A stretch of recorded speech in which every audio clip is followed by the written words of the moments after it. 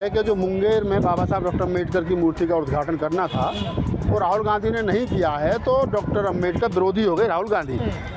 सबसे पहले भारतीय जनता पार्टी और उनका जो मदर संगठन है आरएसएस, वो ये बताएं कि 12 दिसंबर 1949 को डॉक्टर अम्बेडकर का जो पुतला रामलीला मैदान में फूंका था वो किसने फूंका था? वो कांग्रेस ने फूंका था। जवाहरलाल नेहरू, हाँ उसमें जवाहरलाल नेहरू का भी पुतला फूंका था साथ में। जवाहरलाल नेहरू और डॉक्टर अम्बेडकर का दोनों का पुतला फूंका था, तो वो किसने फूंका था? कम से कम आरएसएस और बीजेपी के लोग तो ये ना कहें कि कौन अम्बेडकर विरोधी और कौन अम्बेडकर वादी है।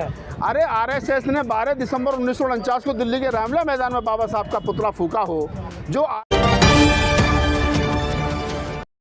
आरएसएस 52 साल तक अपने कार्यालय पर तिरंगा झंडा ना फहराती हो, जो आरएसएस ये कहती है कि ये जो भारतीय संविधान है इसमें भारत के मिजाज का कुछ नहीं है, जिस आरएसएस ने बाबा साहब डॉक्टर अम्बेडकर को जीवित रहते हुए हीन जाति लिखा हो अपने अखबार में, वो आरएसएस और वो बीजेपी ये कह रही है कि राहुल गांधी ने अपमान कर दिया, राहुल गांधी डॉक्टर अम्बेडकर विरोधी हैं। भाई तुम कौन हो? तुम कौन हो? कौन है बीजेपी? और घटना से तो लगेगा ना, देखिए लोगों को ठेस पहुंचेगी जब राहुल गांधी का नाम। मैं वहीं आ रहा हूँ, मैं वहीं आ रहा हूँ गंजा जी, मैं वहीं आ रहा हूँ, आप ही के सवाल पे आ रहा हूँ कि पहले तो बीजेपी और आरएसएस ये बताया कि बीजेपी और आरएसएस हैं कौन, इस बात को बताने के लिए कि कौन राष्ट्रभक्त है, कौन राष्ट्रभक्त नहीं है, कौन अम्बेडकरवादी है, कौन अम्बेडकरवादी नहीं है। कम से कम इतना तो तय है कि बीजेपी और आरएसएस जो है वो बिल्कुल भी ना तो राष्ट्रभक्त हैं और ना अम्बेडकरवादी है, ना संविधानवादी है। ये एक लाइन में तय हो जाता है। अब मैं आता हूँ आपके सवाल के जवाब पे। आपने कहा कि राहुल गांधी वहाँ वो नहीं कर पाए जो उनको उद्घाटन करना था, तो पूरी तह तक जाना चाहिए। पहली बात तो वो रोड से 500 मीटर या लगभग 1 किलोमीटर के करीब आसपास हटके था और उनका काफिला रोड से जा रहा था, तो उस बाबा साहब डॉक्टर अम्बेडकर की मूर्ति का उद्घाटन करने के लिए राहुल गांधी को लगभग 1 किलोमीटर के आसपास तो अपने रूट से हटके जाना था, और वो रूट की परमिशन वहाँ से उनकी जो सिक्योरिटी है उनके पास थी नहीं। तो जब सिक्योरिटी के पास क्लियरेंस ही नहीं है, कल को कोई 19-20 हादसा हो जाए तो फिर बीजेपी वाले कहेंगे देखो हमने गृह मंत्रालय ने जो है वो अनुमति नहीं दी थी और राहुल गांधी वहाँ अपनी इच्छा से चले गए और ये हादसा हो गया। तो गृह मंत्रालय ये बताया, बीजेपी ये बताया कि भाई अगर राहुल गांधी ने वहाँ जाकर के बाबा साहब डॉक्टर अम्बेडकर की मूर्ति का अनावरण नहीं किया तो उसमें बाबा साहब को कौन सा अपमान हो गया? इससे पहले राहुल गांधी जो सैकड़ों जो है जगह बाबा साहब के पैर छू चुके हैं, बाबा साहब की मूर्ति में माला पहना चुके हैं, नीली टी शर्ट पहन करके वो बाबा साहब के सम्मान के लिए संसद भवन के बाहर खड़े हो गए थे। पूरी सरकार को बाबा साहब के नाम पर घेर लिया था। तो क्या उस समय राहुल गांधी अम्बेडकरवादी नहीं थे? बीजेपी ये कह रही है उससे पीछे खान का मस्जिद पड़ी, उसमें राहुल गांधी जाते हैं, लेकिन बाबा साहब की मूर्ति का अनावरण क्यों नहीं करते? मैं बता रहा हूँ आपको, कौन मस्जिद में जाता है, कौन मंदिर में जाता है, सबको पता है। हम गूगल करिए तो क्या नाम है, प्रधानमंत्री जी बिना बताए पाकिस्तान भी चले जाते हैं बिरयानी खाने। प्रधानमंत्री जी बिना बताए पाकिस्तान चले जाते हैं बिरयानी खाने, बिना पासपोर्ट के, बिना फॉरेन मिनिस्ट्री को बताए। ठीक है, तो कौन कहाँ कैसे जाता है, किन हालातों में जाता है, वो सबको पता है। लेकिन हमारा सवाल ये है और उसका जवाब ये है कि राहुल गांधी के बाबा साहब डॉक्टर अम्बेडकर की मूर्ति का अनावरण ना करने से ना बाबा साहब का अपमान हो रहा है, ना दलित समाज का अपमान हो रहा है, ना कोई अम्बेडकरवादियों को ठेस लगी है। ये सिर्फ उनके नाम का वहाँ पत्थर लग चुका है राहुल गांधी और तेजस्वी यादव के, और उद्घाटन कर रहे हैं फिर पप्पू यादव बाद में। मैं वही बता रहा हूँ गजेंद्र भाई, आप ही के सवाल पे आ रहा हूँ कि जब ये तय हो गया कि भाई उनको पत्थर लग गया, मैंने सपोज करो आपको परमिशन दे दी गजेंद्र भाई मैं आपके घर खाना खाऊंगा, आपने खाना बना लिया और मेरी इच्छा है कि मैं आपके घर जाकर के खाना खाऊं, लेकिन मेरे घर से और आपके घर की जो दूरी है वहाँ तक संसाधन नहीं है मेरे पास, मुझे क्या नाम है, मेरे पास इजाज़त नहीं है जाने की, तो मैं क्या करूँगा? मैं भी अपना दिल महसूस करके रह जाऊँगा, आपका भी खाना जो आप ही को खाना पड़ेगा। तो राहुल गांधी जाना चाहते थे, ये इनकी सिक्योरिटी से पता चला है और राहुल गांधी ने खुद कहा है कि मैं जाना चाहता था, लेकिन वहाँ सिक्योरिटी के पास वहाँ की परमिशन नहीं थी, इसलिए हम कोई भी ऐसा काम नहीं करना चाहते जो कल को बीजेपी उसको मुद्दा बनाएगा गैर कानूनी काम है। अपमान नहीं हुआ बाबा साहब? नहीं, मैं तो बिल्कुल नहीं मानता इसमें बाबा साहब को कौन सा अपमान है। पप्पू यादव सांसद है, लोकल नेता है, उन्होंने कर दिया उद्घाटन। राहुल गांधी हो सकता है 4 दिन के बाद में परमिशन लेकर के दोबारा चले जाएं। पर मीडिया ने तो मिलन बना दिया उनको। मीडिया क्या है, देखिए मीडिया क्योंकि उस समय आरएसएस और बीजेपी की गोद में खेल रहा है मेन स्ट्रीम मीडिया, तो मीडिया जो है वो चाह रहा है कि कहीं ना कहीं उसको कुछ चटपटी खबर मिल जाए। भाई जिस मीडिया ने हजारों करोड़ रुपए सिर्फ इस बात के ही लिए हो कि पप्पू बनाना है राहुल गांधी को, और वो पप्पू जो पप्पा बन गया, तो पप्पा कैसे हजम होगा जो पप्पू बनाया था?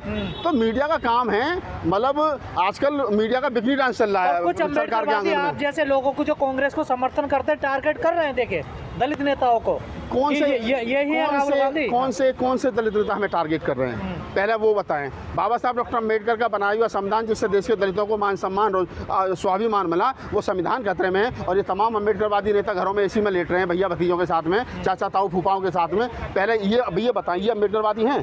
अरे हम लोग लड़ रहे हैं भाई, हम लोग गालियाँ खा रहे हैं, तुम हमको हरिजन कह रहे हो, दरिजन कह रहे हो, जो पता नहीं कौन से जन कह रहे हो। हम फिर भी सिर्फ इसलिए, अगर हमें राहुल नागपाल को व्यक्तिगत रूप से कुछ चाहिए तो मिल जाएगा, इसमें कौन सी बहुत बड़ी बात है। रतन लाल को चाहिए मिल जाएगा, लेकिन ये राहुल नागपाल की और रतन लाल की व्यक्तिगत लड़ाई नहीं है, ये समाज की लड़ाई है। संविधान रहेगा तो हम सब लोग रहेंगे, हमारे बच्चों के हक हकूक रहेंगे, संविधान ही नहीं रहेगा तो कुछ भी नहीं रहेगा। और मीडिया ने और बीजेपी ने तो एजेंडा सेट कर दिया कि ये दलित विरोधी है, अम्बेडकर विरोधी है। देखिए जिस दिन राहुल गांधी किसी क्या नाम है ताकतवर पद पर होंगे, वो प्रधानमंत्री होंगे, गृह मंत्री होंगे, किसी देश के ऐसे संवैधानिक पद पर होंगे जहाँ से दलितों के लिए कुछ मिल सके, तब मैं कहूँगा कि राहुल गांधी ये कर सकते थे दलितों के लिए, उन्होंने नहीं किया।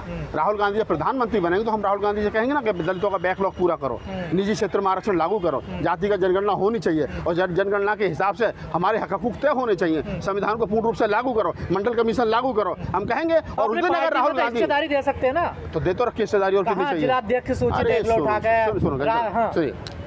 मल्लिकार्जुन खड़गे कौन है? राष्ट्रीय अध्यक्ष कौन है? दलित। मुकुल वासनिक कौन है? दलित। कुमारी शैलजा कौन है? दलित। और अपना सुशील कुमार शिंदे साहब कौन है? दलित। चन्नी साहब कौन है? दलित। और कितना हिस्सेदारी चाहिए भाई? इतनी आबादी है दलितों। अरे तो टोटल पदाधिकारियों में कितनी आप हिस्सेदारी चाहिए? जितने मैंने दलितों के नाम आपको बता दिया, आप अपने ब्राह्मणों के नाम बता दो मुझे कांग्रेस में। भाई मैं कह रहा हूँ कि राष्ट्रीय अध्यक्ष, राष्ट्रीय महासचिव, राष्ट्रीय प्रवक्ता और बहुत सारे जो दलितों के पास में हैं, चन्नी को मुख्यमंत्री किसने बनाया? कांग्रेस ने। सुशील कुमार शिंदे को मुख्यमंत्री किसने बनाया? कांग्रेस ने। गृह मंत्री सुशील कुमार शिंदे को किसने बनाया? कांग्रेस ने। बूटा सिंह को गृह मंत्री किसने बनाया? कांग्रेस ने।